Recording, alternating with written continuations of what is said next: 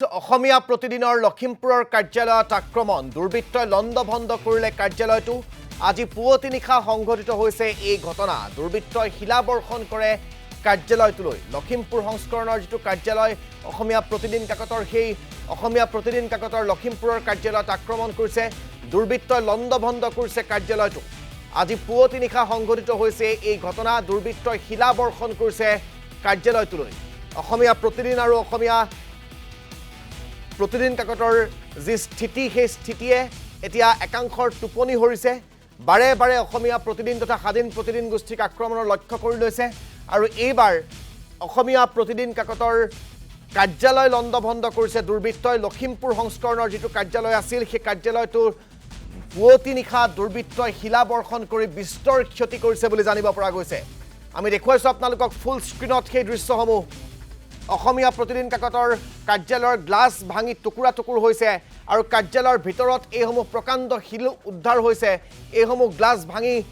গুৰি কৰি পেলোৱা হৈছে কালি নিশা পুৱতি নিশা কাৰ কি ইমান ক্ষোভ কাৰ কি ইমান টোপনি হৰিছে অসমীয়া প্ৰতিদিন তথা স্বাধীন প্ৰতিদিন গোষ্ঠীয়ে যে বাৰে বাৰে স্বাধীন প্ৰতিদিন গোষ্ঠীক আক্ৰমণৰ লক্ষ্য কৰি লোৱা হৈছে অসমীয়া প্ৰতিদিন কাকতৰ কাকত কঢ়িওৱা বাহন ৰখাই শিৱসাগৰত কাকত জ্বলাই দিয়ে মানুহে তাৰ পিছতো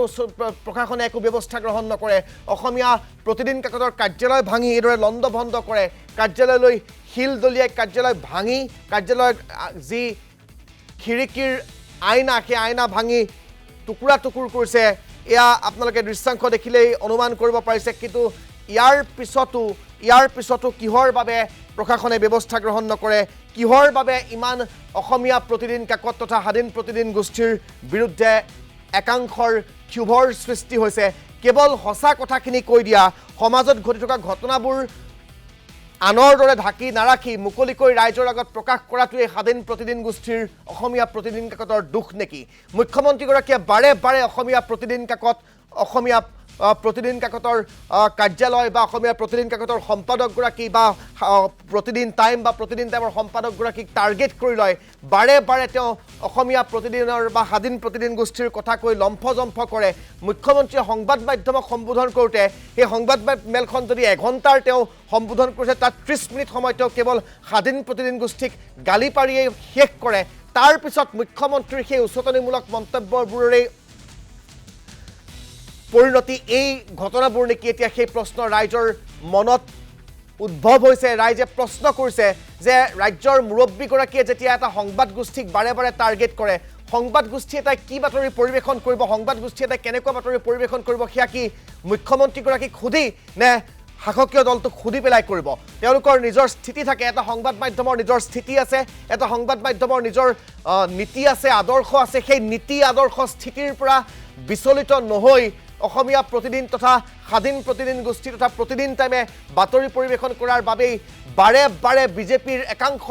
নেতা পালি নেতাৰ মূৰৰ কামৰণি হৈছে এই স্বাধীন প্ৰতিদিন গোষ্ঠী আৰু মুখ্যমন্ত্ৰীগৰাকীৰ মূৰৰ কামৰণি হৈছে মুখ্যমন্ত্ৰীগৰাকীয়ে কালি ৰাজ্যত ভোটগ্ৰহণ সমাপ্ত হোৱাৰ পিছত যেতিয়া সংবাদ মাধ্যমক সম্বোধন কৰিব লাগিছিল তেওঁ ক'ব লাগিছিল কোনবোৰ কথা তেওঁ ক'ব লাগিছিল অসমত ভোটগ্ৰহণ এবাৰ ইতিহাসৰ ভিতৰতে সৰ্বাধিক হৈছে কিয় নহৈছে সেই কথা বতৰাবোৰ নকৈ তেওঁ স্বাধীন প্ৰতিদিন গোষ্ঠীক টাৰ্গেট কৰি স্বাধীন প্ৰতিদিন গোষ্ঠীক গালি পাৰিলে প্ৰৰোচনামূলক মন্তব্য কৰিলে তাৰ পিছৰ ফল এয়া আপোনালোকে দেখিবলৈ পাইছে লখিমপুৰৰ কাৰ্যালয়ৰ ভিতৰত এইসমূহ শিলৰ টুকুৰা উদ্ধাৰ হৈছে তাৰ সমান্তৰালকৈ লখিমপুৰ কাৰ্যালয়ৰ অসমীয়া প্ৰতিদিন কাকতৰ যি লখিমপুৰস্থিত কাৰ্যালয় সেই কাৰ্যালয় ভাঙি লণ্ডভণ্ড কৰি দিছে নিশাৰ ভাগত দুৰ্বৃত্তই আমি গোটেই বিষয়টো সন্দৰ্ভত জানিবলৈ লখিমপুৰস্থিত সেই অসমীয়া প্ৰতিদিন কাকতৰ কাৰ্যালয়ৰ চৌহদলৈ লৈ যাম য'ৰ পৰা বুবুল হাজৰিকা সংযুক্ত হৈছে বুবুল অসমীয়া প্ৰতিদিন তথা স্বাধীন প্ৰতিদিন গোষ্ঠীৰ যি স্থিতি যি আদৰ্শ যি নীতি সেই নীতিয়ে এতিয়া একাংশৰ সান্দহ খোৱা বালি তল যোৱাইছে আৰু সেই ভয়তেই মুখ্যমন্ত্ৰীয়ে হওক বা তেওঁৰ আশে পাশে ঘূৰি থকা মানুহবোৰে হওক বা বিজেপিৰ মানুহবোৰে হওক বাৰে বাৰে আমাৰ এই গোষ্ঠীটোক টাৰ্গেট কৰি লৈছে আৰু তাৰ পিছত এই ঘটনাটো সংঘটিত হৈছে যোৱা নিশা অত্যন্ত লজ্জাজনক এটা ঘটনা এখন বাতৰি কাকতে তেওঁলোকৰ সমৰ্থনত বাতৰি নকৰিলেই বুলি এটা সংবাদ প্ৰতিষ্ঠানে তেওঁলোকক সমৰ্থন জনাই বাতৰি নকৰিলেই বুলি এই ধৰণৰ টাৰ্গেট এয়া জানো মানি ল'ব পাৰি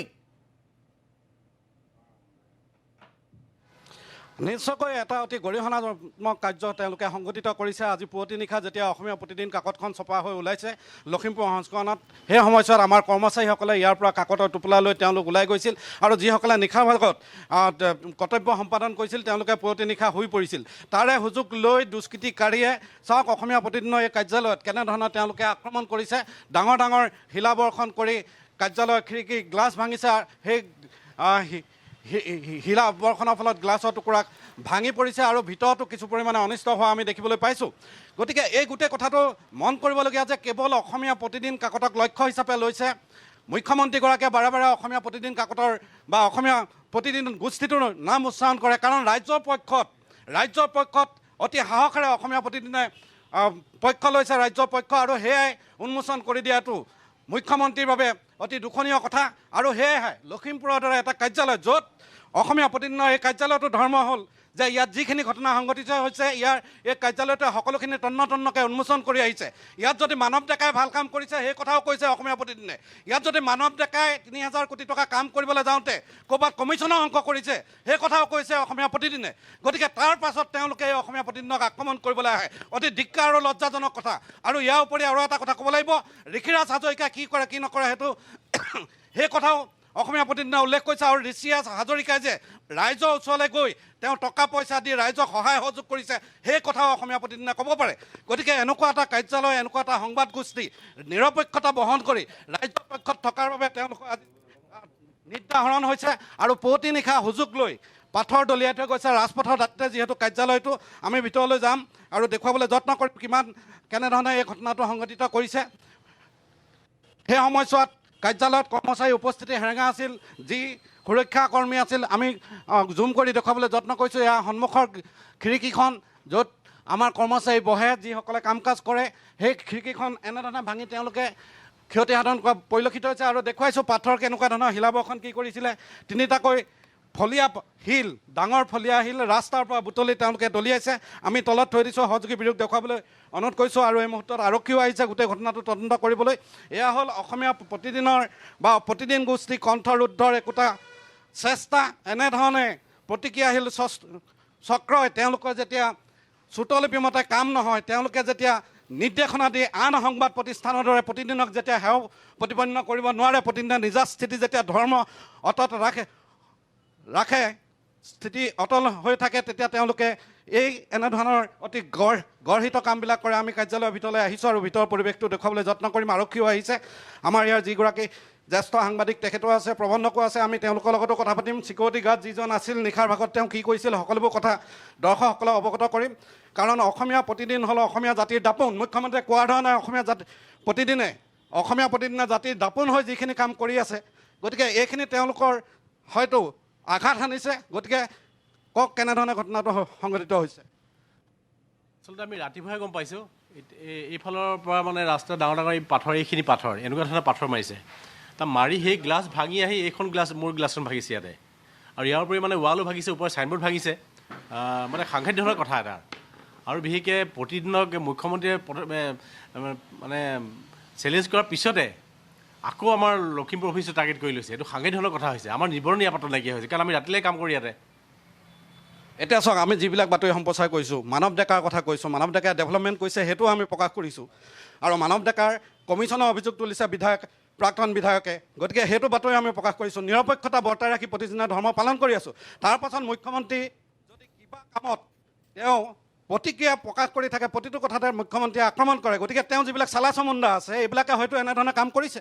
সেইটোৱে কথাটো। আচলতে কি হয়, আমি প্ৰতিদিনে সদায় এটা নিৰপেক্ষ ভূমিকা লৈ আহিছোঁ। কাৰণ আমি মানৱ ডেকাৰ বেয়া কামবিলাক যেনেকৈ লিখোঁ, ভাল কামবিলাকো মই 31 ডিচেম্বৰ 1 জানুৱাৰী লিখিছোঁ যে লখিমপুৰত কি কাম হ'ল। আমি একদম নিৰপেক্ষ, আমি কেতিয়া পক্ষণ লওঁ। আৰু ঘন বুঢ়াগোহাঁইদেৱে যিখিনি কথা কৈছে সেইখিনি আমি হাইলাইট কৰিছোঁ তেওঁৰ কথাখিনি, আৰু তেওঁ উত্তৰ দিব লাগে।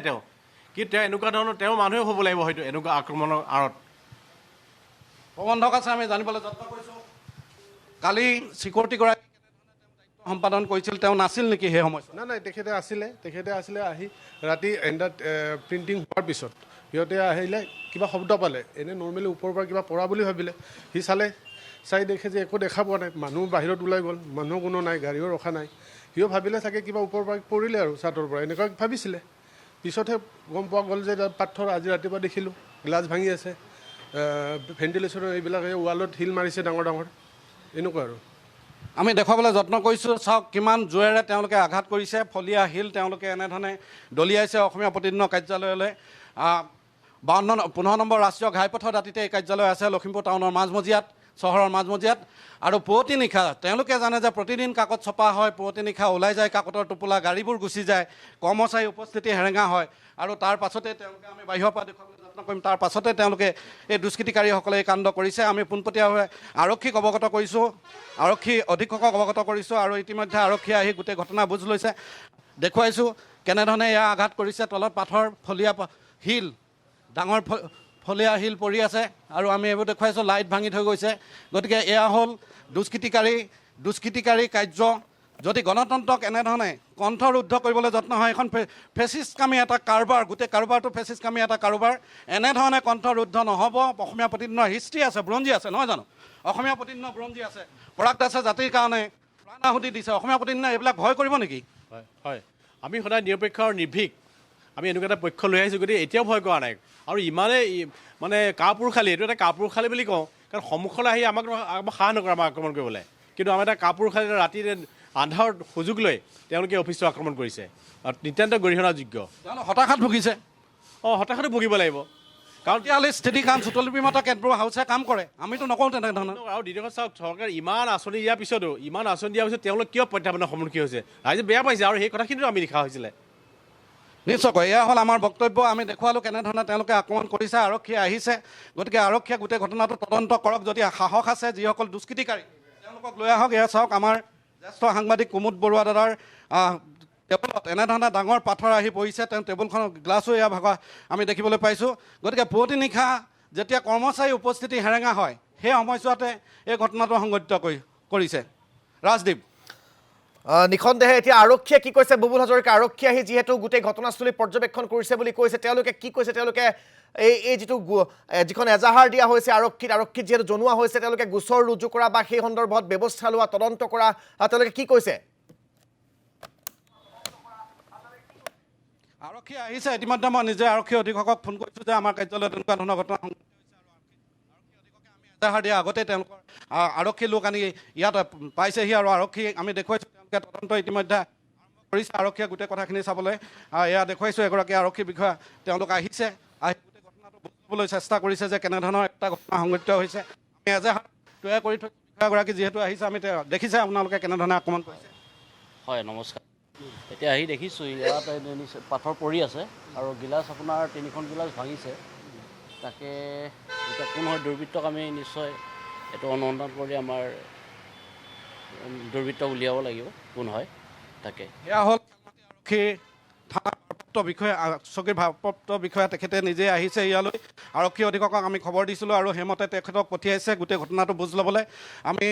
ইয়াৰ পাছত আমি আশা কৰিম যে ঘটনা হয় কিন্তু তাৰ পাছত কোনো ধৰণৰ তদন্ত বিশেষ নহয় কাৰণ এইবিলাক কাম কৰি থাকিলে কালি